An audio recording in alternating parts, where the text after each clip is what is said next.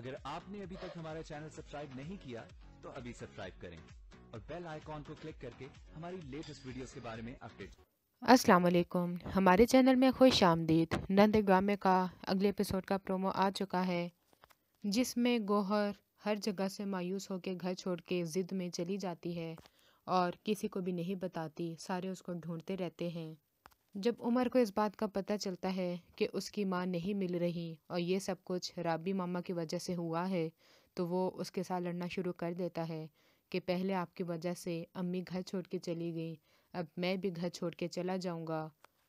اور بہت ہی زیادہ بدتمیزی کرتا ہے۔ تب جہانگیر آ کے اس کے منہ پہ تھپڑ مارتا ہے اور وہ بھی اسی ضد میں گھر چھوڑ کے چلا جاتا ہے۔ جب کافی دیر ہو جاتی ہے، کسی کو کچھ بھی پتہ نہیں ہوتا کہ آخر عمر کہاں گیا ہے، تو وہ ڈھونڈتے ہوئے ثاقب کے گھر آتے ہیں۔ وہاں پہ وہ سارے بھی پریشان ہو جاتے ہیں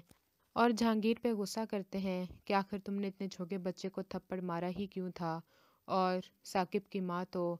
رابی پہ ہی غصہ کرنا شروع کر دیتی ہے، اس کو مارتی ہے کہ یہ سب کچھ تمہاری وجہ سے ہوا ہے، جب سے تم ہماری زندگی میں آئی ہو ہمارے لیے مشکلات ہی پیدا ہوتی چلی جا رہی ہیں۔ ثاقب اور افشاں، ان کی شادی بھی ہو جاتی ہے، لیکن ثاقب یہی کہتا ہے کہ ایک پریشانی ختم نہیں ہوتی کہ دوسری ساتھ شروع ہو جاتی ہے۔ تب افشاں کو یہ محسوس ہوتا ہے کہ جب سے وہ ان کی زندگی میں آئی ہے تب سے یہ خوش نہیں رہ پا رہے، اور وہ ثاقب سے کہتی ہے کہ لگتا ہے کہ میں ہی منحوس ہوں،